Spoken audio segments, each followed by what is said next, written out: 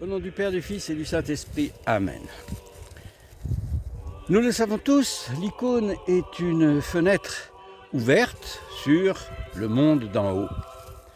Ce que nous évoquons moins, c'est que lorsque cette fenêtre est ouverte par notre adoration, notre vénération, nos prières, eh bien, c'est la lumière d'en haut qui pénètre vers nous, en nous et autour de nous. Et cette lumière céleste, divine, est porteuse de la totalité des anges, des archanges qui viennent nous entourer, nous aider et remplir notre espace intérieur, tout comme notre espace extérieur, mais de façon invisible, pour toutes occasions demandées, implorées et nécessaires à notre vie spirituelle et notre vie de tous les jours d'ici-bas. Ce que nous entendons, non avec les oreilles de notre corps, mais avec les oreilles de notre esprit, nous entendons les cœurs des anges. Nous les entendons et nous voyons avec les yeux de l'âme, les yeux de l'esprit, nous voyons ces hiérarchies nous entourer et également les saints qui sont présents au monde céleste et présents bien après leur naissance au ciel, présents dans notre monde terrestre. Cette lumière nous inonde comme le dit saint Grégoire de Nice ou saint Denis l'Aréopagite. Et ce n'est pas seulement un flux de lumière qui nous inonde, la totalité de la lumière céleste, c'est pas un seul rayon, c'est la totalité. Et ça, notre bon père Virgile Gheorghiu, Virgile dit, aime à évoquer cela, aime à nous le rappeler. Il s'en réfère à saint Grégoire de Nice, il s'en réfère à saint Irénée de Lyon. Toute cette lumière n'est présente à nous que par notre évocation, je le disais, par nos prières, par notre imploration. Nous aimons à ouvrir ces fenêtres en adorant, en regardant et en vénérant ces icônes. Nous aimons à recevoir, parce qu'elle nous est nécessaire, toute cette lumière. Et c'est par cette lumière céleste, par cette adoration permanente que nous faisons chaque fois que nous entrons dans une église et que nous prions et que nous embrassons, que nous nous inclinons en métanie plus ou moins profonde, grande, moyenne ou petite. Eh bien, c'est par cette lumière que nous pouvons continuer notre vie ici-bas, échapper aux mondanités, c'est-à-dire aux impératifs factices, artificiels et fugaces donnés et demandés par ce monde qui nous impose des choses sans consistance et sans intérêt, alors que le monde céleste, le monde d'en haut, nous offre le salut, nous offre la vraie liberté et nous offre la possibilité d'une élévation totale.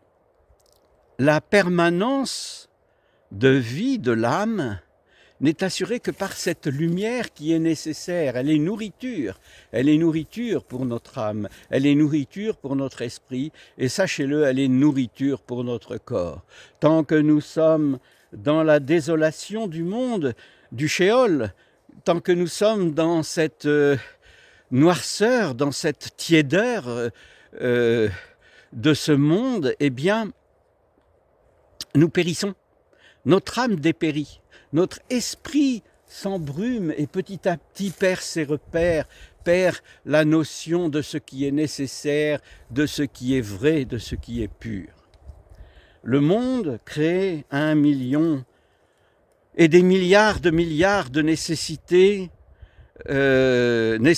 pour qu'il puisse, lui, ce monde de Satan, qu'il puisse s'exprimer et poursuivre son existence. Mais tant que nous ouvrons les portes vers le monde d'en haut, ces fenêtres extraordinaires que sont les icônes, et que nous permettons aux saints que nous implorons de venir avec les anges et les archanges, nous aider et la présence de l'ange gardien, celui qui nous est attribué à notre naissance, renouvelé à notre baptême, confirmé à notre baptême, eh bien,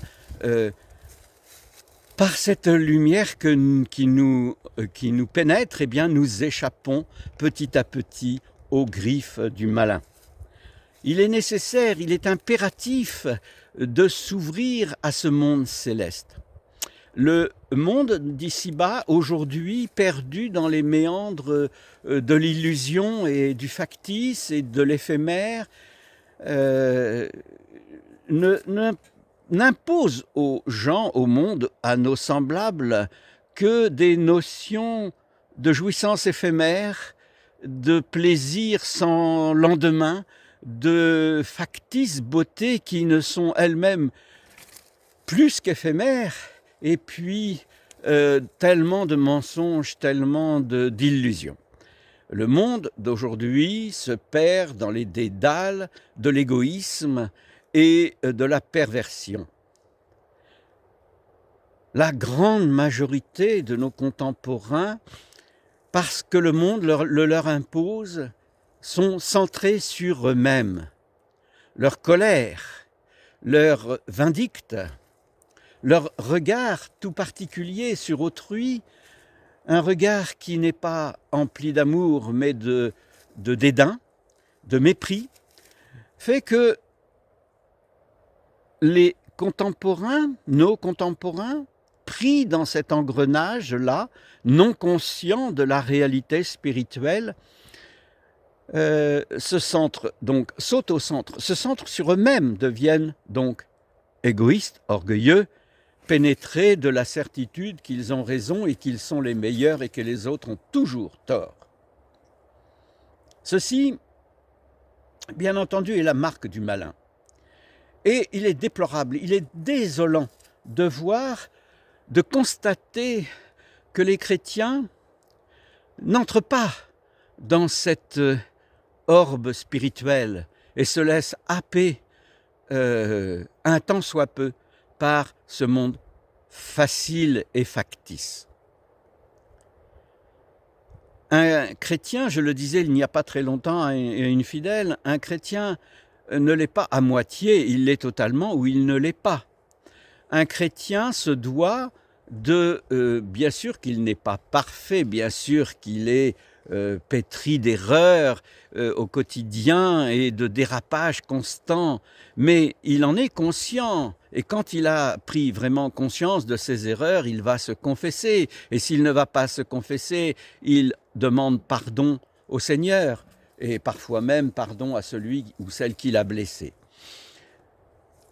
Je disais donc qu'un chrétien ne peut pas être chrétien à moitié, il doit l'être en totalité, et non pas seulement le dimanche, bien entendu, et par voie de conséquence, mais tous les jours, et à toute heure, et à tout instant.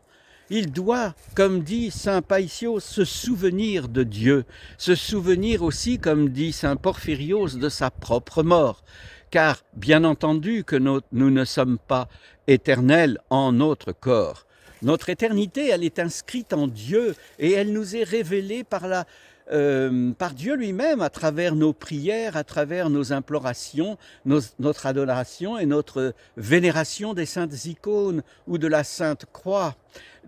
Lorsque nous recevons la Sainte Eucharistie, lorsque nous sommes présents et actifs durant la divine liturgie et non pas passif avec un regard comme si nous étions au théâtre, à l'opéra ou à je ne sais quelle représentation où il y a ceux qui jouent et ceux qui regardent, non pas de cette façon-là, mais dans une participation active, permanente, car la liturgie n'est pas affaire que du prêtre ou des prêtres et des diacres, elle est affaire de tous, et c'est tous ensemble que nous nous dirigeons vers la transformation du pain et du vin, vers la descente de l'Esprit Saint, qui va permettre à ce pain et ce vin de devenir corps et sang de notre Seigneur, Dieu et Sauveur Jésus-Christ.